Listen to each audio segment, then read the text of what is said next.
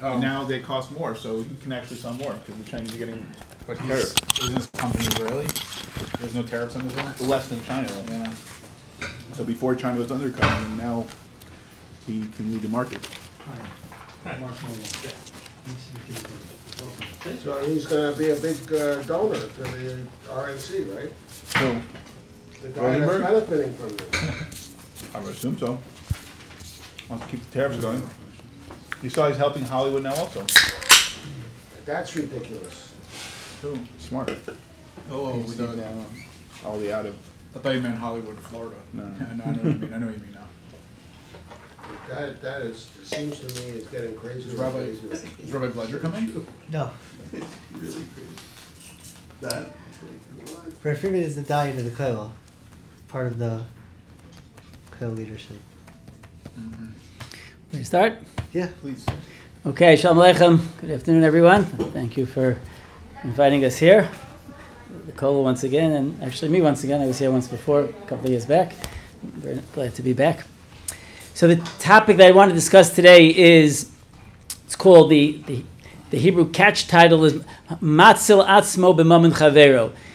Is a person allowed to utilize somebody else's property, steal someone's money, or damage someone's property, or in any way cause a monetary loss to someone else in order to save his own life? If his own life depends on it, the only way he could save himself from whatever it may be that's causing a threat to his life would be to grab something of somebody else and use it to defend himself, or to break something of somebody else's in order to, to make his getaway, or whatever it may be. There are many situations that could come up where, in order to save for a person to save his life, he would need to damage or steal someone else's property. Is he allowed to do it or not? That's the question. So you say to yourself right away, well, what kind of question is that? We know the Torah gave us 613 mitzvahs, but we know there's a rule that all the mitzvahs in the Torah, all the negative commandments, are pushed aside in face of Pikuach Nefesh. If a person's life is in danger, so he's allowed to violate practically every avera in the Torah, except for, the three cardinal averas. Well, what difference does it make? We can't expect someone to die and say, oh, there's a rule, I can't do this, I'm going to die. That's not a logical thing to expect. Well, if the Torah requires it of us, we haven't gotten to our conclusion yet, but if the Torah requires it of us, then it's something like every other mitzvah. That let's say a person is threatened to just simply bow down, very simply bow down. The non-Jew drops a coin in front of a big idol. So just bow down and pick it up for me in front of that idol. And otherwise, I'm gonna kill you. Otherwise, I'm gonna take your life.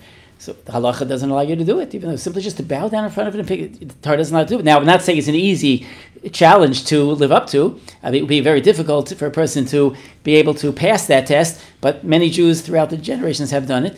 So if the halacha is that I'm not even allowed to steal your money or damage your property to steal my life, if that would be the halacha, then it would be on the list of things that a person simply has to be willing to give up his life with, and have faith in Hashem that if this is the situation that Hashem put him in, then this is what's best for himself, like anything else. But let's see if that's indeed the halacha. Does the Torah equate great bodily harm with death in this way? Because that's how secular law does it. Like when it makes this distinction, it says death or great bodily harm. The thing is like this: great bodily harm will very often be a harbinger to death. It's sometimes very hard to distinguish. In other words, the Torah does equate certain death with suffix death. In other words, if a person, the fact that a person is allowed to break Shabbos, for example, to save his life, it's not only if his life is definitely going to be lost otherwise, even if it's a reasonable suffix. So I guess in that answer is yes, because any time where he knows for sure there's going to be great physical harm, damage or injury, it's probably or most likely going to be a suffix Pikuach Nefesh. If somehow he knew it wouldn't be, then no, we would draw a line. This is for someone else's life as well, or just for his? So we'll see. There's going to be a big. My question is so far his life, and then we'll discuss how does it apply to somebody else's life. Okay, so again, so on the surface anyway, I agree with what you're saying, that the natural reaction would be, well, how could such a thing be? Especially because we know, we're taught our whole lives that, as I was saying, there are only three things for which you have to give up your life. Three averos: gili aroyos, shvichas damim, and ritzicha. Meaning, you're not allowed to kill someone else to save your own life. Whether it's a matter of a non-Jew threatening you, kill him or I'll kill you, or whether it's just a matter of, it's two people has to die, and if you kill him, then you'll survive. You're not allowed to do that. Okay, that we know. You're not allowed to engage in immoral relations in order to save your life, and you're not allowed to do avodah zarah. You're not allowed to worship an idol or a foreign god to save your life. But other than that, you're allowed to break Shabbos if necessary to save your life. You're allowed to whatever eat something not kosher to save your life, whatever it may be. You're allowed to do that. So why do we even have a question of whether you're allowed to steal? Stealing is not one of those three things. So the reason why, though, it is a question is because of a Gemara. There's a pivotal Gemara in this topic in Maseches Baba Kama, which probably many of us, if not all of us, have learned part of or all of at some point. The Gemara is on Daf Samach and Beis in Baba Kama. The Gemara is discussing an incident in Tanakh with David HaMelech, when David HaMelech and his troops, his force, his army was engaged in battle against the Plishtim. But the exact course of events in the Psukim is not so relevant, because the Gemara, as it does many times, takes the pasuk beyond the simple understanding and gives us an insight into what Chazal say was really going on at the time, a conversation or a conversation between David and his men. The Gemara says that David faced a situation where there were Plishtim, the enemy camp, that were hiding in ambush, out to kill. They were hiding in ambush in a field, let's say a cornfield, whatever it may be, hiding amongst the stalks of grain, whatever the particular grain was, not really relevant. They were hiding there, and David knew, in order to be able to expose them and force them to flee or kill them, he would need to destroy the crop. He would need to go ahead and burn down the crop or something of that sort, and this way he would get the Plishtim out. Short of doing that, they faced great danger, a danger of actual sakana to his life and other people's lives at the same time. And David asked the Shaila, the Gemara indicates that he wasn't sure if he's allowed to do that. He wasn't sure, am I allowed to go ahead and destroy and raise this whole field, burn down this whole grain field in order to get rid of the Plishtim and for security, in order to save our lives. And the response was, it says that three of his big Giborim actually consulted with the Sanhedrin, and the response of the Sanhedrin was that normally it would not be okay. Normally, for the average person, for a regular, a plain civilian, it is not okay. You would not be allowed, without, of course, obtaining the person's permission. I mean, if the person who owned the field said, go ahead, it's not a question. But without obtaining the person's permission, it would not be okay. For you, David, it's a different story. You're the king. The king can do whatever he wants. Everybody's property and assets are subject to the king's whims even, and if the king decides that he needs to usurp somebody's property or to destroy somebody's property for national security or any other legitimate reason, he's allowed to do it. So they told him, no, you have no problem, go ahead and do it. But for anybody else, it would be usher. That's the Gemara's response. So on the surface, the Gemara just told us that if you're not the king, then you can't, even if your life depends on it. There's a thug or a potential murderer lurking in this place, and the only way I can get him is if I go ahead and destroy the person's property that's concealing him. I would not be allowed to do it. That's what the Gemara seems to say on the surface. But right here, we look at the Tosfos on the side of this Amud, and the lashon of the Gemara, the lashon that David asked was Mahu lahatzil atzmo b'mammon chaveru. What is the din about saving his life at the expense of somebody else's property? So on those words says Tosfos, Iboile, what he was really asking is Ichayav l'shalem kishalasmo. Will he be obligated to reimburse the person? Meaning, says Tosfos, he knew for sure that he's allowed to do it. That was no shaila. David didn't have a question about that. He knew, of course, he's allowed to do it because, like we said before, nothing stands in the way of Pikuach Nefesh other than the three things we mentioned. Not this. This does not stand in the way of a person securing his life, his own personal security. But David's question was, does it go so far that I'm allowed to do it and I'm not even obligated to reimburse the person because I was allowed to do it? The halacha says your property is not, or anybody's property is not more important than my life. Is not, and my life is there's a higher price tag on my life than there is on your property. I'm allowed to destroy it, and therefore perhaps I don't even have to reimburse you.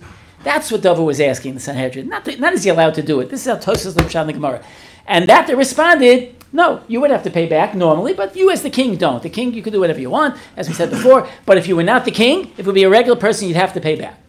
So Tosfos, and the Rush says this also, puts a whole new perspective on the Gemara. According to this, the Gemara wasn't even asking, David wasn't even asked the question, am I allowed to do it? Of course he's allowed to do it. The question is, will he be obligated in damages, in torts? Will he have to pay back, or he won't have to pay back? That was his question.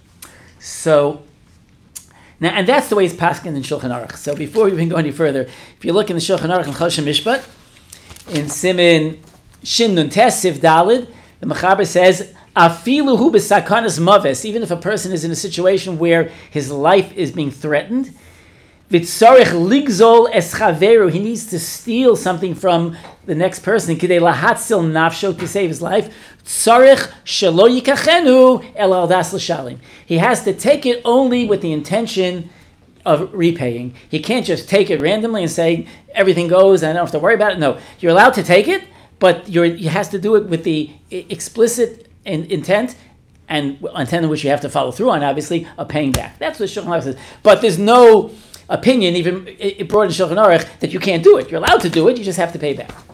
Okay, so you say, fine, so the end of the discussion. But it's not. It's not the end of the discussion. Why not? Because if you look at Rashi, normally we learn a Gemara, we go to Rashi first, right? We go to Rashi, and then after Rashi we go to Tosfos. This time I went to Tosfos first because I wanted to just set the stage, and Tosfos is how we pass on halacha. And Tosfos is very explicit. But Rashi, although it's not 100% explicit, Rashi is understood by at least two of the great Mefarshim. One is the Mishnah Lamelech, who's one of the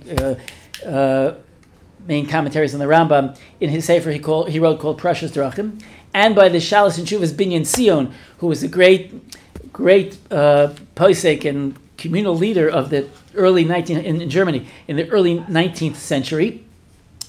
And they both understand that Rashi understands the Gemara differently. Rashi's pshat in the Gemara is not the way Tosfos turned it, that the only shaila was, do I have to pay back, but I could for sure do it? No, the shaila was, could I do it all together? And the answer was, you cannot. What's the right from Rashi? Because later the Gemara brings a pasuk that at the end David HaMelech figured out something else, and he actually didn't do it. Even though he was told he could do it. He didn't destroy the property. So the Gemara, the pasuk uses the lashon vayatzila. He saved it. So Rashi explains shelo yisrafua, that he didn't subject it to being burnt down. Hoel va'osur lahatzil es hatzmo b'mamel chaveiro. Since for most people it's osur, even though David was this exception, but he didn't want to take advantage of the exception.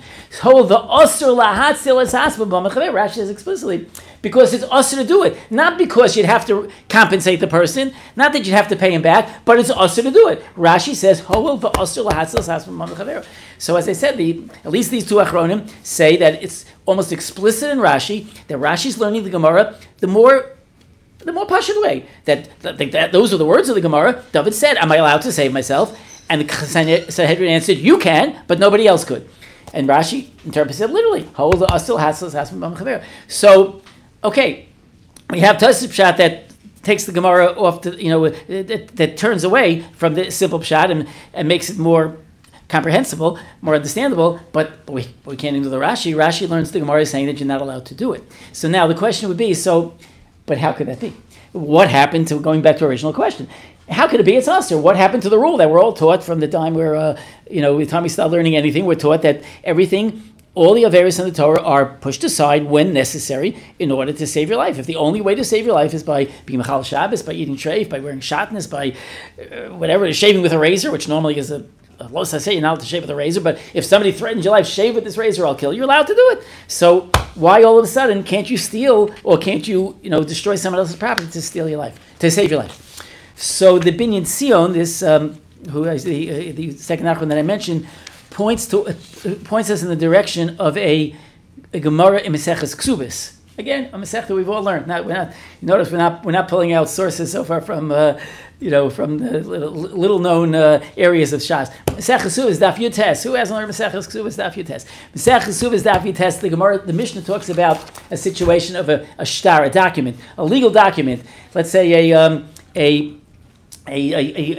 note of debt comes before a person, presents it in court, says, this guy here, my name is Reuven, this guy Shimon owes me $10,000, and here's the proof. Here I have a note that says that Shimon borrowed $10,000 from Reuven.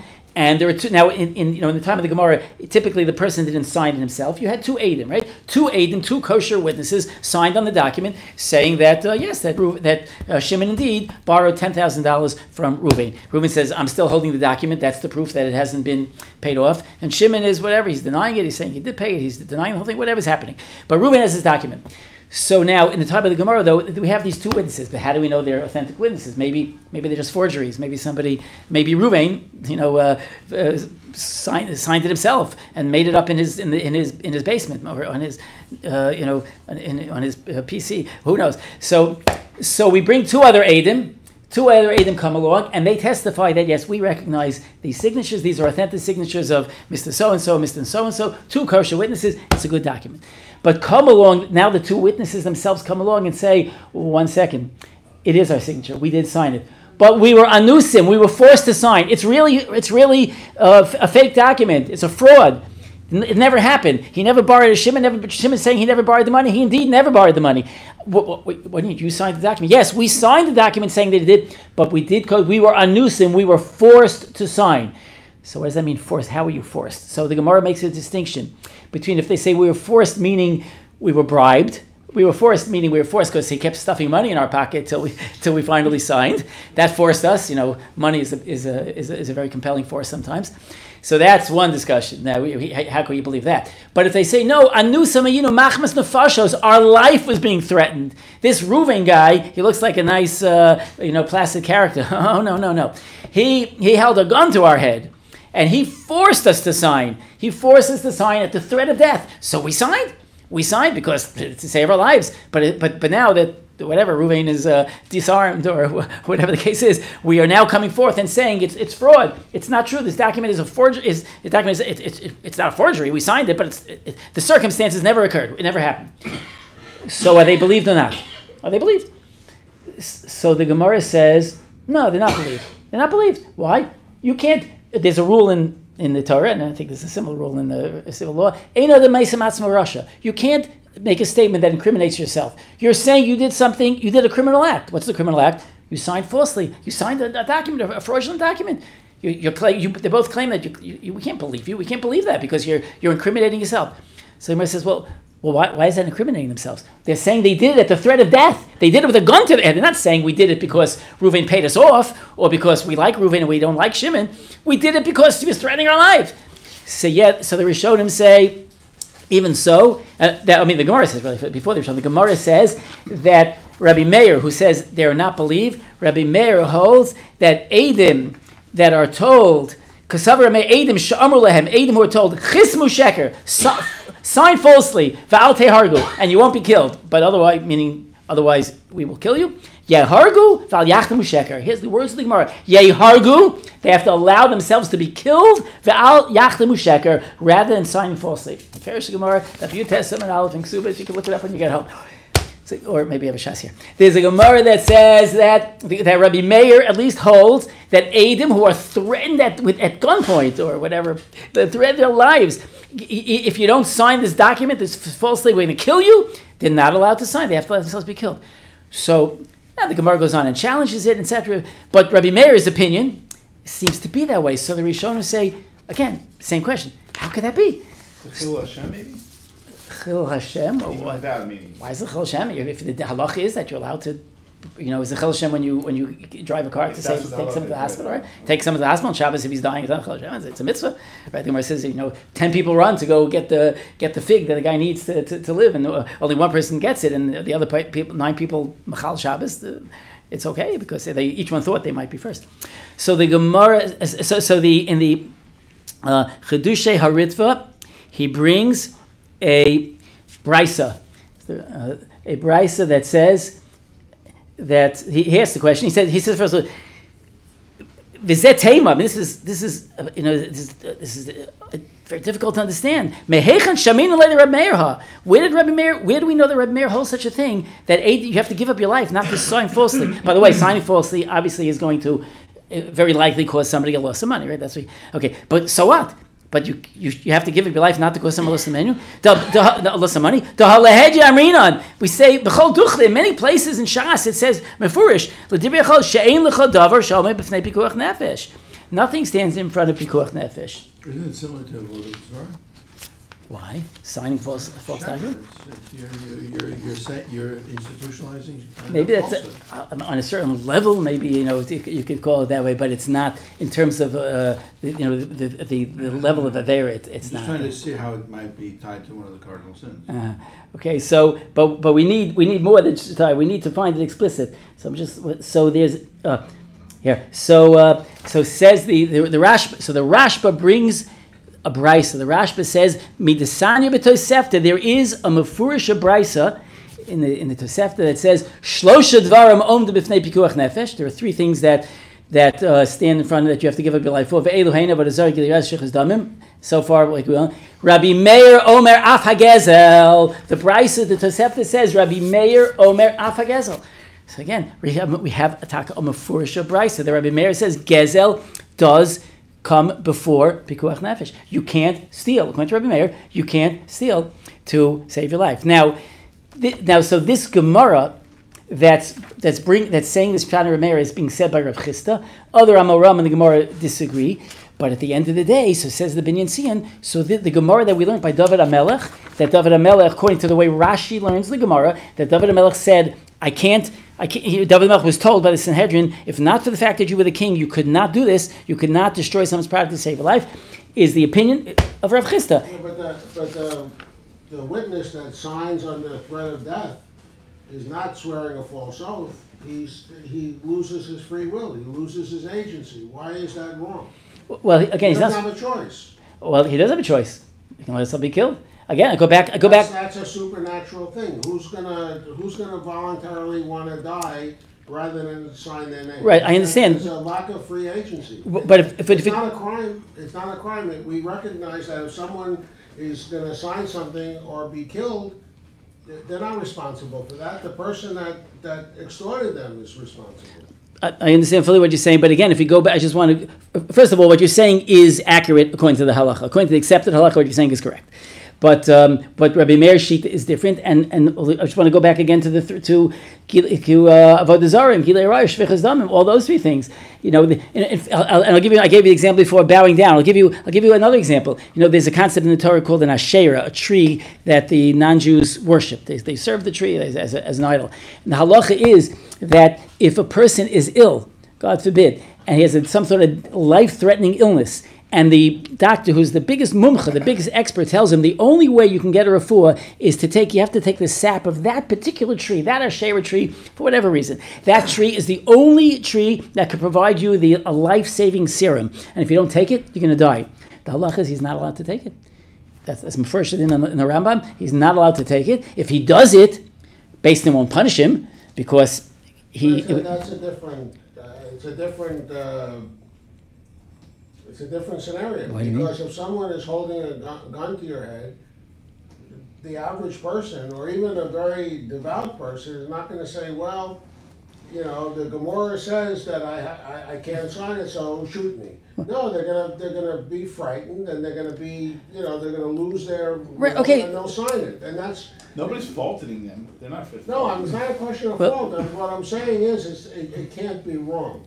If someone doesn't have control over their actions, it can't be wrong because they're not responsible for something they can't control. So let me just divert for a second. Let me tell you a story. This is a Ma'aser Shahaya, and I'm sure there were many stories like this. But this was a specific incident that I heard a number of years ago that happened towards the end of World War II. At the time when already the camps were starting to be liberated, things were over. The Germans realized that it's all over for them, and there was a particular camp where there was one yid there who was, the entire time he was there, he would never put a drop of trefa meat into his mouth. He refused to eat the meat, even though the rations, the amount of food they were given was so minimal, as we all know. But he just subsisted on whatever it was, whatever else he could get his hands on, and he would not eat any trefa meat. And everybody knew this, and the Germans knew this too, and of course it bothered them. So here it's at the very end, and they rounded everybody up, and in front of the whole camp, they said to this fella, they said, okay, they took a piece of treif meat, and they said, eat this meat, or we're gonna shoot you, we're gonna kill you, we're gonna kill you on the spot. Now I want to clarify, even though I said before, you're allowed to eat something treif to save your life, but not if it's in front of 10 Jews, right? There's a separate halacha called Kiddush Hashem, right? A part of Nikdashi B'soch B'nai Yisrael, it's in next week's parsha, in Emor, that you're not allowed to do any Avera. If a guy is if a non-Jew is trying to get you to do it just to break the Torah, for no other reason, he doesn't need it. He wants you to break the Torah, and he's threatening you in front of 10 Jews. You have to give up your life for anything, including not kosher. So the man refused. He said he won't eat it. And they said, you stupid Jew, you're about to be liberated. Everybody knows, our day is over. You're about to be free. You could go back and make yourself alive. If you don't eat this, though, we're going to kill you on the spot. On the edge, on the verge of liberation, you're going to give it all up. He refused to eat it, and they shot him to death. And they shot him and killed him.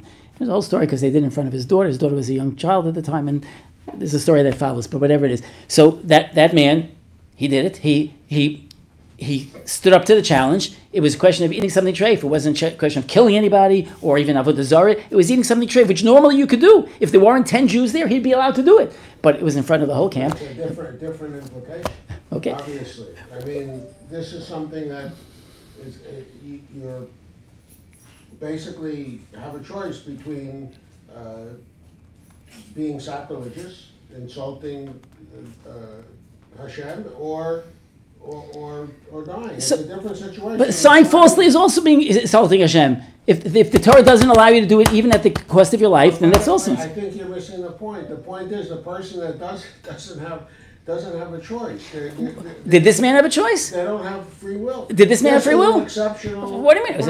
Okay. Not everyone has the Fine. fortitude. But according to Rabbi Meir, that's the halacha. And hopefully, a person who can't live up to it, Hashem hopefully won't give him that test. I mean, I don't think any of us here have ever been threatened like that. Hopefully, we never will be. So Hashem doesn't give this challenge to just anybody. But okay. But let's just move on for a second. And again. Halacha l'maisa, you're right. We don't paskin like this shita, but what Rabbi Meir, and we'll see if we don't paskin, we'll see though why it can still make a difference in halacha. So let's just review. So we've established so far that we have a Gemara in Baba Kama, which according to Rashi says that it's usher for a person to steal anyone else's money, even if he intends to pay back. You can't steal or damage somebody's property to save your life. And then we have a source for it in a Tosefta, that's Rabbi Meir's shita. Rabbi Meir says explicitly, if Adam are told, sign falsely or give up your lives or you'll be killed, they have to be willing to give up their lives. That's Rabbi Meir's shita. So the Binyan Tzion, who as I was quoting before, says that although this is not the halacha l'maisa, because in Shulchan Aruch we pass like Tosis, but it will make a difference in cases where you can't pay back. Let's say Tosis just said you're allowed to steal it al manas to pay back with the intention of paying back, but let's say there'll be situations where it's going to be impossible. So he gives, and I'll just refer to this from, although I don't want to go into this topic, and it's not really the topic today, but he draws a conclusion l'maisa as follows. We know that in general Jewish religion does not allow autopsies, and even if it's a question of or doing scientific research on a dead body, on a cadaver, or even if the research down the line could benefit others. But says the Noda B'Yehuda, let's say there's a situation where a person just died of whatever it may be, and there's another chole whose life is at stake, another chole who has sakanas maves, and if you'll perform an autopsy or take an organ or do whatever from this one who just died, you'll be able to save the other one's life. So the Noda B'Yehuda says then you could do it. You can't do it just for research. You can't do it just for storage. Put it in a bank or whatever else. And by the way, I'm just speaking in general terms now. I don't mean to give any halachic rulings on this topic. This is just a little bit agav. But if you could save the person's life right now, the chol is right there. Sheish b'sakana. The Noda B'Yehuda says you can do it. Says the Binyan Tzion, I disagree. No, you can't do it. Why can't you do it? Because if you're not allowed to steal from a person to save a life, even though you can't pay it back. So you're certainly not allowed to degrade a person and defile his body. And he brings rise that defiling the body of a mace is more common than stealing, and there's no way to repay it. You can't pay the mace. He's gone. He's in the next world. There's no way to pay him back. So he argues with Nodi Behuda, and he paskins that an autopsy can't be performed even if it will save a life on the spot. Okay, but as I said, that was just to illustrate where this type of thing can go. He paskins the halacha l'maisa, and he got a lot of pushback from it from other gedolim, the Maram Shik and others. But this is the sheet of the Binyan Siyam. What happens if it's necessary to catch the person that murdered that person?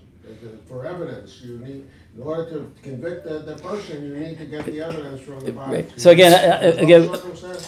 so we're not rendering any halacha l'maisa psakim on autopsies, but typically, in a ballpark answer would be no, you wouldn't be allowed to do it for that reason. So let the murderer go free. We're not letting him go free. We're doing everything we can to try to catch him, but that's not one of the ways that we're allowed to utilize it. What if you could strangle a baby to catch him? Don't strangle a baby. Okay. Well, the strangle a baby is taking a life. Okay. Anyway. Okay. So this is we've seen a machlokes, but halacha l'maisa, it says in Shulchan Aruch, you're allowed to take someone else's property or destroy someone else's property with the intention to save your life, with the intention of paying back. Now, what about a situation like Rav Zalman asked before? What about if somebody else's life is at stake? And what's the halacha there? So in Shulchan Aruch, in Choshen Mishpan Siman Shin Pei, talks about a case of a rodef, right? We all know the case of a rodef where one person is running after somebody else and to try to kill him. So if someone's running after a person himself, he's running after the person himself, and in order to save his life, the person who's being chased, in order to save his life, if he needs to take something of this guy, the guy who's chasing him, his property, let's say, something of his there, and if he takes it and he throws it at him and he breaks it or whatever, and to save his life, that he's allowed to do, and he does not have to pay back. But if he takes somebody else's property, a third person's property, to save his life, again, A is chasing B, and B, in order to save his life, he sees a glass vase that belongs to a third person, he grabs it and throws it at the guy who's chasing him, so he's allowed to do that, but he has to pay back, according to what we said. But let's say I see two other people. I see Reuven chasing Shimon. And so the halach is I'm allowed to stop Reuven, but I'm allowed to kill Reuven. Even Reuven's trying to kill Shimon. Reuven's chasing Shimon, trying to kill him. So anyone's allowed to kill Reuven to stop him. The only way I could do, though, is I see, again, there's a glass vase that belongs to somebody else, not to me, not to any of them, belongs to someone else. If I grab that vase and throw it at Reuven to stop him, I'm totally patur. If I did it to save my own life, I have to pay back. If I did it to save another person's life, I do not have to pay back. Why is that? Because the halacha, there's a special takana Chazal made. We want people not to hesitate to try to save someone else's life if they can, because of the cheshbon, because of the fear that they're going to have to come up with the money to pay back. If it's your own life, you're not going to think twice, like we've heard this sentiment here. If it's your own life, you're not going to think twice. When it's mutter, you're not going to think twice. You'll grab whatever you can, and if I have to pay, I'll deal with it later. Meanwhile, I'll do it. But if it's somebody else's life and it's a real expensive thing, and I know if, let's say there's, God forbid, a child in a car, or someone else in the car is locked in and they're suffocating, whatever. The only way to get in is to smash the window of the car. So if I know that, okay, you can smash the window of the car, but you're going to have to pay back the guy whose car it is. Let's say he wasn't his child, or whatever it is. You have to pay the guy back. I might think twice. It might be a little sign for me. So Chazal made a takana. You don't have to pay. If you destroy someone else's property to save another person's life, you're totally off the hook. You don't have to pay back. Good Samaritan law. Okay. So it's all about the way to call wouldn't have to pay for an accident? Well, so it depends, though. So it's not shapush. It depends, and we'll see in a second. Shul from Moshe. If when you say an accident is not necessarily something he had to do. In fact, he probably impedes his ability to save the life. Right? I know he didn't do it on purpose. That's why it's called an accident. He's driving quickly because he's trying to get there faster. Okay, so let's just say it this way. Let's say there'd be a car in his way or something, and the only way to get by is he knows his ambulance is twice the size of that car. He'll hit it a little bit and push it off, and it's going to do severe damage to that car, but he'll be okay. Then yes, he wouldn't have to pay. If the only way to get there is to smash into that car. So if a car's blocking an ambulance or whatever, you have to hit them to get through. You need to do something you have, let's say the keys are inside, you have to smash the window to get the keys and move that car. Yes, you wouldn't have to pay. But if it's an accident, then that's a whole shiloh, because who told you to get into an accident? So there's a tshuva. Yeah. What? I don't know. We're Sure, curious if in stop at a secular law stoplight, whether you you're still have to- also excused from paying. Is that so? What's I'm the? not sure. I'm going to turn to the lawyers. I don't know. We're not Does personally- anyone know? I don't know. Any lawyers here? You know whether under secular law whether you would also be exempt from paying. A car's blocking I don't an think so. ambulance. You would still have to pay? It's not a defense? No, I No, don't think so. Maybe it depends if it's a government ambulance, if it's a, Well, man, but you could get indemnified from the person that What is that? So, Maybe you could get the one you saved to pay. Hey, I did it because of you, so you have to pay for the. you have to pay me and I have to pay them. Right. that reminds me, this is interesting. Shiloh was asked to Reb Zil here, the Hatzalah Shiloh, where there was a guy who happened to be in the mikveh once on Erev Yom Tov or Shabbos, whatever it was, and the guy, he started blacking out a little bit, started bleeding, and so somebody else said, calling, whether it was Hatzalah or emergency, someone's Hatzalah, calling some sort of emergency aid, emergency help. And the person said, no, he says, this happened to me a number of times. I know the situation. I'll be fine. Give me 2 minutes. Let me just sit and take a drink of water. I will be fine. And the person wouldn't hear from it. And he called the emergency, ambulance, whatever it is, and they took him to the hospital. And he was indeed fine. And it turns out it really wasn't an emergency like it appeared to be. And like had the person not had an experience like this in the past or multiple experiences, it would have been, of course, the thing to do. But this person was telling him it's not necessary. But they insisted to, and then he got a bill. He got a bill for from the emergency room or the hospital, whatever it was.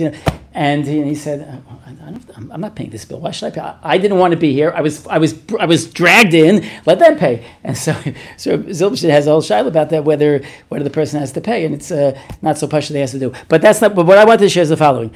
Just the time frame. We're okay. So maybe we'll end with this. Reb Moshe Feinstein, there's a tshuva written to the Bub of a Rebbe. This is back in 1953 to Rav Shlomo from Bub, the Bub of a Rebbe at the time, where apparently the Rebbe had borrowed large sums of money during the years of Hatzalah to try to save Jews from Nazi Europe.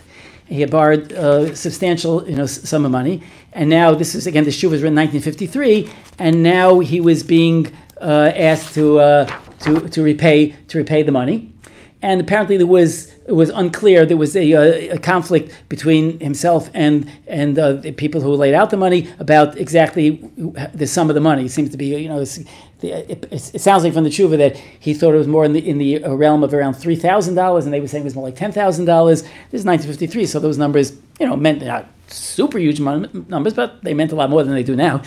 And okay, so anyway, so apparently the way when he wrote the Shiloh to Rav Moshe, he phrased it and said that I understand. I'm sure that I'm putter anyway. I really don't have to pay anything because I borrowed the money to save lives, to other people's lives. So I don't have to pay back anyway. But I don't want to, I don't want to hide behind that. I like to go to Fim Shasnim. I definitely want to pay back. But how do we deal with the fact that they're saying it's 10, I'm saying it's 3, etc. So Moshe Rabak Patim said, "Mechila mikvod goana." So it says, please excuse me, but I beg to differ. You're not pater at all. You are chayiv. You are chayiv to pay. If you whatever amount that you admit that you borrowed, you're absolutely chayiv to pay back. Because he says the din that we quoted before, that if you destroy somebody else's property to save a life, that's talking about when you're mazik, when you have to be mazik kalim, you have to destroy something which is like something that's blocking, or you have to be mazik something to stop the person. But if you borrow money in order, let's say for bribes, or borrow money in order whatever, there's a ransom fee. He says there's no such halach on that. There's no such p'tur on that. He says that money you have to pay back. He says of course. You're encouraged 100% to do it, but you're chayv to pay back the money. He says hatakana shamarabba in Sanhedrin and Baba Kama berodef lahatzel sheshavar kalim. He says who rakli pater b'din mazik. All Chazal said was that your pater you don't have the din of a damager, that you have to pay damages. For rakme hanimnon b'darka, only things that are that are in the way that you can't save the person without it. If you have to steal money to ransom a person from death, or to bribe a guard to let someone else, there's no takana on that. And he said, and he told them that okay, now you have to figure out how we decide what the amount is, so that you have to go to Din Torah, etc. But in terms of the etzem chiyuv, he says yechayev. So Moshe is clarifying also that this takana is not just like this good Samaritan law. I don't know how broad it is in secular law, but what would be if somebody would borrow money in order to save a life, could he just walk away from the debt? You know, you don't think so? Okay, so they got it right there. They're mechavan to the Torah, going to the place together of Moshe. So we see there are a lot. There's more. There are a lot of ins and outs. But just to sum up, we did learn now something which some of us obviously find extremely eye-opening. Maybe everyone, but we did learn that although the accepted halacha in Shulchan Aruch is that you are allowed to steal or to damage property in order to save your life and certainly to save someone else's life, but A, you have to pay back, number one, and B, there is a Shitas Tanoam Rabbi Meir that holds you're actually not allowed to do it, even if you would pay back. Rabbi Meir holds that Gezel is on the list of things that you have to give up your life for, and the explanation. So you might ask, well, then why did we never hear about it? Till the Shita, it could be the Gemara when they're talking about it all the time. They're talking about only the Bein Adam HaMakoms, but the Bein Adam HaChaveros weren't discussed. Al Kaparim, that's Rabbi Meir Shita. So we learned that there's Rabbi Meir Shita, and Rabbi Meir Shita Rashi seems to learn the Gemara in Baba Kama that way as well. And as I just alluded to before, it could have some actual play a role in halacha, although we don't paskin like the shita, but it could play in a role in halacha for a case where you can't pay back, such as according to the Binyan Tziyun, the case where it would be a case of defiling a corpse, where there's no way you could pay back, there's no way you could compensate for what you've done to the maze, and he therefore paskin that you're not allowed to touch it, even in the face of Pikuach Nefesh. Rabbi, yes. In the case of Rabbi Meir and Rashi, so you do the gezel and you're chayiv, but so what's the penalty? Just pay double, or whatever the. It might, probably not even double, because double is related just to a gana very little. Right. Yeah, the fact that you weren't allowed to do it doesn't mean that the punishment has to be some huge punishment. Even like the case I said before by the Asherah, that a person is not allowed to take the serum from the tree to save his life, but the Rambam says before if he does it, he's exempt from any punishment. He is considered like the sentiment that was being expressed before. He is considered onus. It is considered like a compelling circumstance. The Torah requires us to overcome that onus, but if you didn't, you're not punished. What's this svara that you should give up your life for money? We would think the opposite. Well, yeah. Well, the Gemara. In fact, the Gemara brings a pasuk that it says I think it's a pasuk in Mishlei. It says "V'kava es koveim nefesh." The Gemara does equate in some places stealing to taking a life, because it's Baruch Hashem. It's hard for us to even understand these ideas, but people live through times, and the Jewish people live through times where the difference of a small amount of money sometimes could definitely lead to life-threatening or situations or beyond that. There were times that we know that people's lives sometimes were saved by the most menial amount of food or water or something. So if let's say somebody with like the famous Gemara about two people in the desert and there's only enough water to be mechaya one, what do you do with it if you have it, if he has it, etc. There are times that even money could end up leading to death. But overall, the overall value of life is the greatest value. So how can we equate life and money in the same? Could I differ with you? Yes. I'm doing it all day. So. The greatest value is the Torah's value. It's what HaKadosh Baruch Hu says is emes. Now Hashem puts life very, very, very high on that list, on his list of priorities. No, I'm not disputing that. Okay. That's fine. Let's say the greatest value is Torah, but I think we can both agree that the human life is a greater value than money, right? So how can we balance the two? I mean, the only argument why money is shayach is because maybe it would come to right. But Right. Okay. So those are very theoretical and hypothetical, but in normal life, it never comes down to that. How can we equate a human life with money under any circumstances? Okay. So except in the rare instance where it would deface Torah, something along those lines, which is a higher value. Okay, that's a legitimate point to try to understand what the depth of Rabbi Meir Shita of why such a thing would be. I don't if we're going to go. The Binyan Tziyun learns it out from a limud, not a svara, not a logical argument, but just a technical argument based on the Gemara. The logic behind it is something that probably needs some more thought, some more contemplation. The many things in the Torah that are a little bit deeper than our human logic, and we could, this may be one of them, but I'm sure with enough thought we could probably come up, as someone suggested before, maybe it even touches, I guess, or touches on, or at least being dishonest touches on Avodah Zarah, etc. There may be something to that. Okay. Thanks. Okay. Thank you. Thank you. Thank you all for listening. Mincha?